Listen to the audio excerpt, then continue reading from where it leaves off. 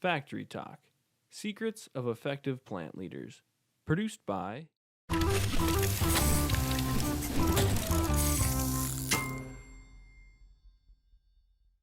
Well, welcome everybody. I'm JFlinch, and this is one of our interviews of the Factory Talk series, where we talk to operational leaders, hear about what makes them work, what makes it tick, and what makes them successful. So I have Greg Kelly here with us today. Greg, why don't you introduce yourself, please? Thank you, Jamie. My name is Greg Kelly, and I'm the current CEO of Heartland Steel Products, and we are a material handling company that makes basic platforms, safety products, and racking systems. We're located, throughout the United States, and we've got about 350 employees, and we're excited to be here today. Fantastic. And we'll have, I'll say, leaders from all sorts of different types of companies and sizes. But at that size, your sleeves are rolled up and involved in the operations day to day. So even though you're the CEO, we'll hear lots and lots about the day to day running of your operations. So. Yes, I every day I attend our stand-up production meetings virtually when I'm not on airplanes. So I believe that the heartbeat and the cadence of what's going on in the factories is an indicator of how you're treating customers. So it's very important to me. Yeah, that's fantastic, and yeah, it certainly beats an occasional tour to be that connected to the drumbeat of the operation. So you've had a long history of different operation roles and quite an interesting background. But you have a lot of passion for operations. What job best prepared you to really be a factory leader, and why? So it was actually my first job out of the University of Tennessee, and it was in a textile factory in Harriman, Tennessee, Kaiser Roth Hosiery, and I learned a lot about how to treat people. I learned a lot about how departmental operations flow can get either very complicated or very streamlined. And I also learned that multi-shift operations is very difficult to communicate from shift to shift. So that probably gave me the best exposure and experience to what I really like to do, and that was to figure out how to get average people to do great things. That's fantastic passion and mission. I've done my own share of second shift work, and you get a good appreciation of what you're missing because you don't get everything that some of the other shifts might get, and you kind of have to fend for yourself sometimes. One of the things that I learned also being on third shift, second shift, and all that stuff was you have a lot of freedom to try things. And I used to make comments. If we screw this up, we've got all night to fix it before anybody knows about it. Right. So we experiment a lot. Yep. No, I found the same thing. It's you've freedom to try some things, part out of need, and part because you lack the oversight and governance that might Correct. prevent that. So Correct. sometimes we've had the most improvements on a second shift. Sure. So you've already mentioned that you have sort of a daily discipline of participating in your daily huddles. So just in general, what is the most important thing as you start each day with the discipline and rhythm of ongoing operations? So the first thing I look at is the key metrics from yesterday. And one of the things I've been trying to explain to everybody and get the passion around is we cannot change yesterday, but we can take how we performed yesterday and make today better. And so I really don't focus a lot backwards, but I do take the backwards data to focus forward. And so every day starts with me reviewing our performance from the prior day, and that kind of bleeds into how we approach our management system every day. And we do have a documented management system where production meetings, there's a cadence. review of metrics. There's a cadence. So for me, every day is what can I learn from yesterday to make today great. That's great. So what do you do with those metrics? Do you drive discussions about learning, or is it about problem solving, or not repeating mistakes? What conversations does that drive? Well, in all honesty, I spend most of my time teaching people how to interpret the data and focus on how to isolate conditions that indicate root cause. Because what I find is everybody understands, or has their own view of the world of what little thing that they think created the problem. And very few people I find in industry today still, very few people will isolate variables that enable you to really get to root cause.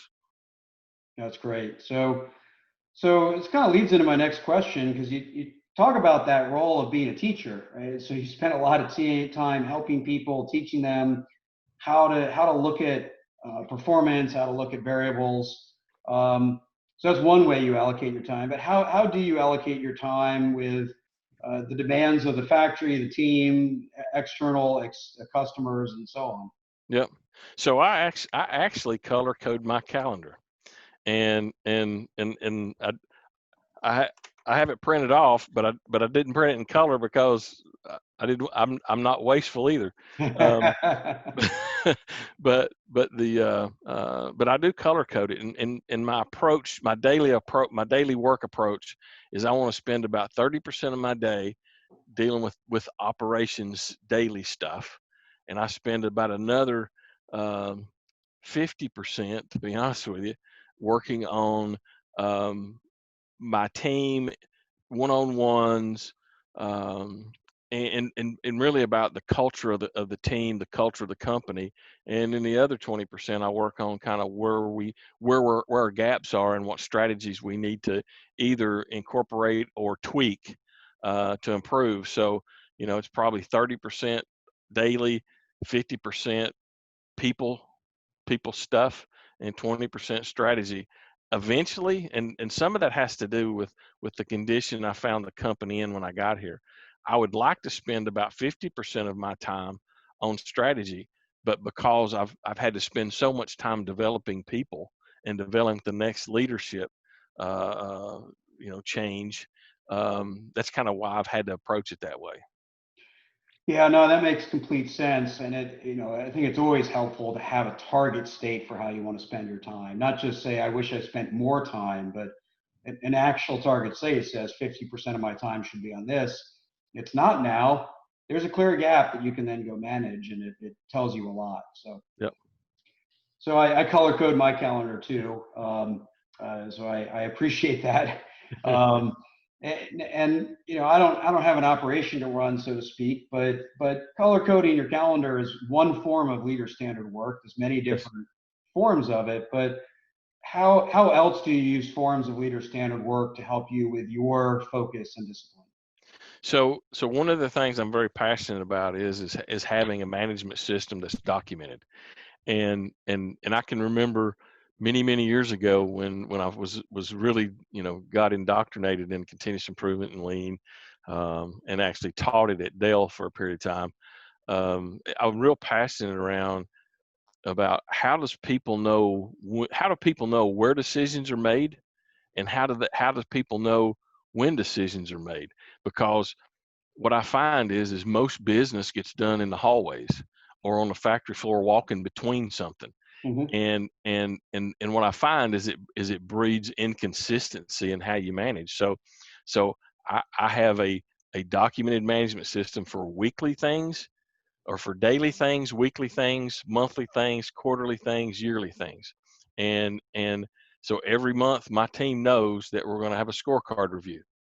And every month everybody knows that here's the 10 metrics or 12, whatever the number is, and we're going to go into detail around things that influence the performance. They also know that if we talk about capacity planning or S&OP process, had that meeting today.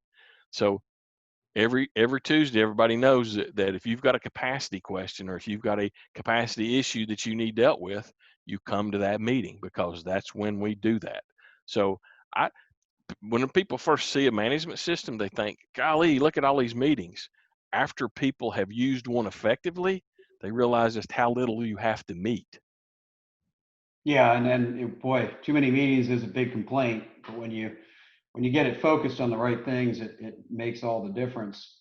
Now, I didn't sort of ping you on this question in advance, but you brought up management systems a couple of times, and you Yes. know, I find when we talk about management systems to most organizations, they really don't even know what that means, right? So I think I heard some of the answer, at least in your explanation, but how do you even define a management system? What does that include?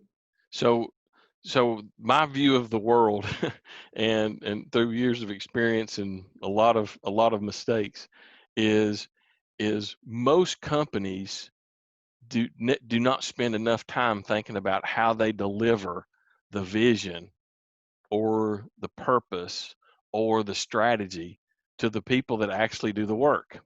Okay. And so I worked at Nortel Networks. They no longer exist. And one of the reasons why they no longer exist is because they had a great strategy that never got executed.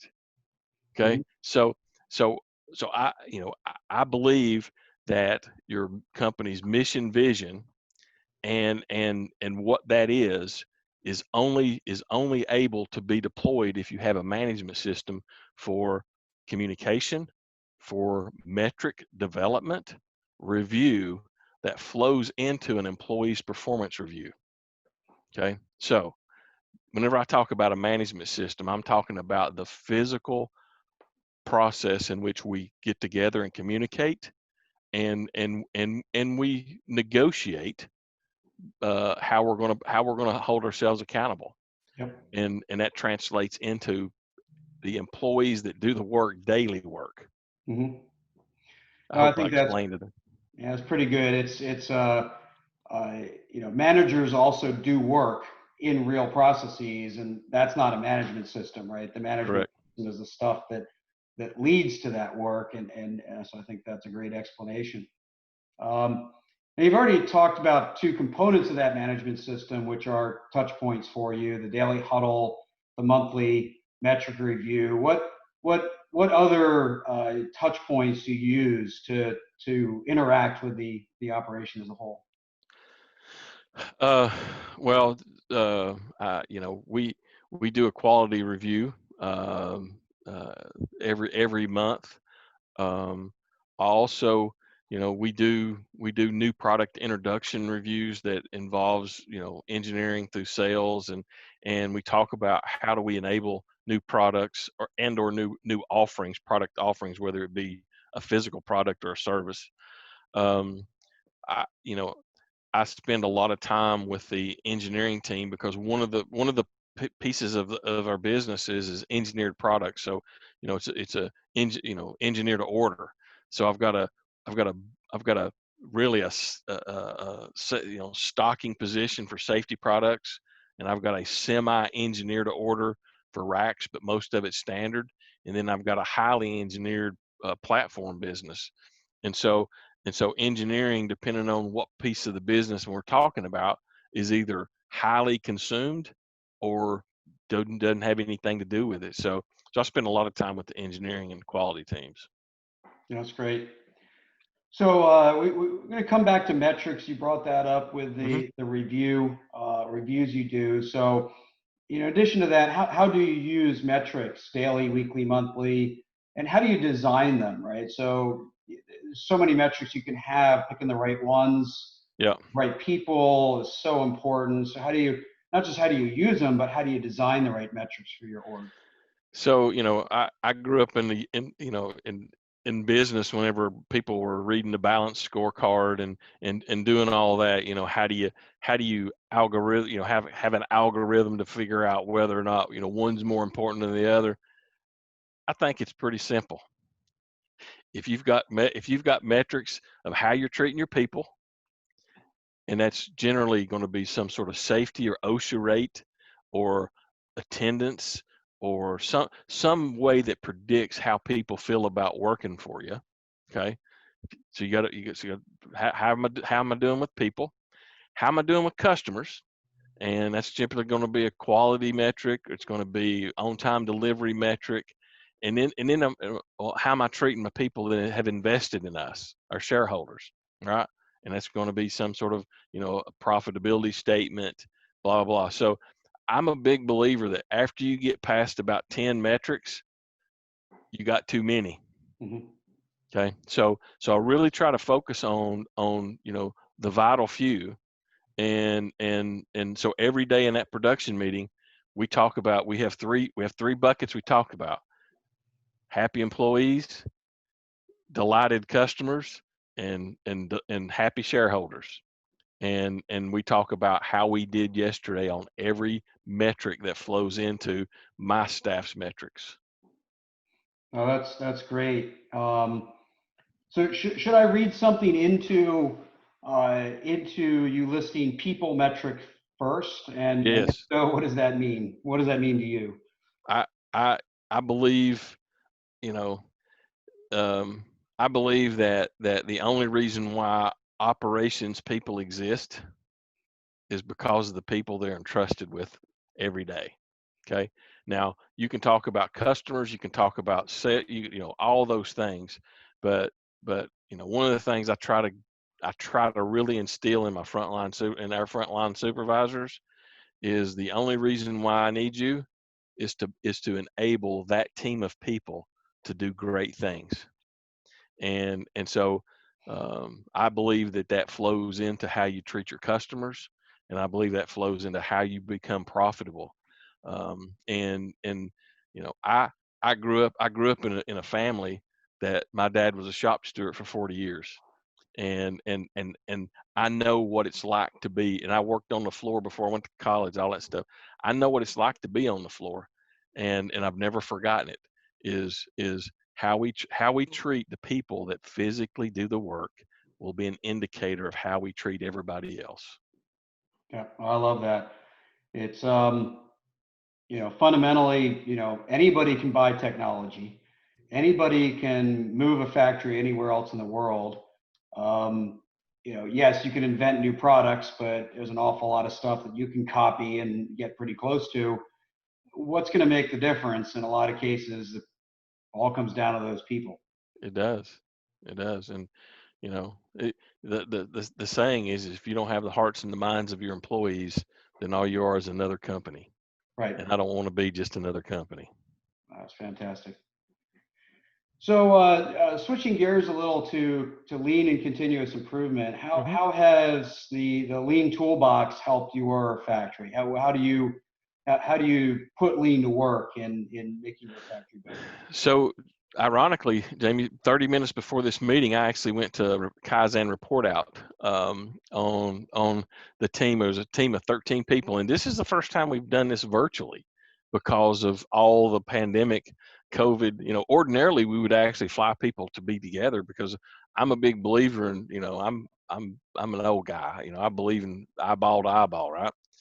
And but I embrace technology as well.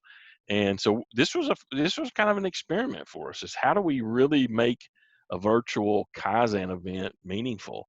And it forced us to be better. And what I'm finding is I've done lean in multiple companies, and what I found is always successful is don't make it perfect to start. Yep. And what when I first got here, there was some lean things going on in the company, but people were doing it because it was expected. We didn't do the basics and teach people the tools. And if you don't do lean in your daily work, Kaizen events are just events. Mm-hmm. And so what I'm finding today is we're spending more time talking about the tools, the more simplistic tools, the 5 whys, the Pareto's, fishbones. We're doing all that stuff. And we had a team of 13 people reported out to me today, and they solved I learned a new word when I was at General Motors called perennial problem. Okay, that was a new word that I got introduced to when I was at General Motors, and so we had a perennial problem inside the company with the way orders flowed through the company, and so 13 people got together and fixed it for us. And historically, people would just complain about it, but today we actually have a plan, an executable plan, and it will be fixed tomorrow. That's fantastic. And I think that that point you made around just start is so important. I mean, I do most of my coaching is what I spend most of my time on, and I fly all over the world to do it. Can't, and it broke a lot of things. Yep. And so but I think a lot of the things that I've had to adjust have made it even better than it was. And I've talked with companies that have tried to defer improvements. Yep. I've talked to those who have tried to do it the way they were, just online. And then I've talked to companies that have tried to get innovative and creative about how they approach it. And so I think we're going to see a lot of improvements to improvement coming out of this forced change in our work. So one of the things that also I've noticed is when I first got to the company, we had all the Microsoft Suite stuff, and we weren't using it fully. And people thought I was crazy when I started talking about using Microsoft Teams and all the things that was associated with it. I can honestly tell you that we were fully prepared for the pandemic because we had been using the collaboration tools before all this happened. And so people, other than just everybody being lonely, we were still communicating pretty effectively. So, Right. I'm, that's one thing I am pleased about is we weren't doing technology for technology's sake. We were trying to improve collaboration, and it was working. That's great. Yeah, I've seen some companies that were thinking about it but hadn't quite gotten there, and others that were already ready. So everybody's trying to get ready now. So you talked about starting with the basics and some fundamental lean practices. If you did have to choose one tool that you love or would help your factory the most, what would that be and why? So, well, it's the 5 whys, and the reason because most people can understand that concept, and if you do that, then multi-level Pareto starts to make more sense to people. Because what I find is we start asking the 5 whys, and then you start using data to to to bolster your assertion in the first why. Then all of a sudden you're teaching them how to go down in the data to really isolate root cause. So I'm a big believer in 5 whys because people resonate to that. Yeah. I think it's a very flexible method, and ultimately most of the solutions that we know, if you just do enough problem solving, you'll end up recreating those solutions, right? So do enough 5 whys, and you can solve the world's problems. So Yep. well, I appreciate you joining us for this interview. I wish you and your team all the success in not just the pandemic, but beyond, and achieving all your performance goals, and being a happy team serving great customers. Jamie, I appreciate you inviting me, and any time that we can be of any help to you, or if you know anybody that loves great material handling equipment, I'll be happy to talk to them. You've got it. Thanks. All right.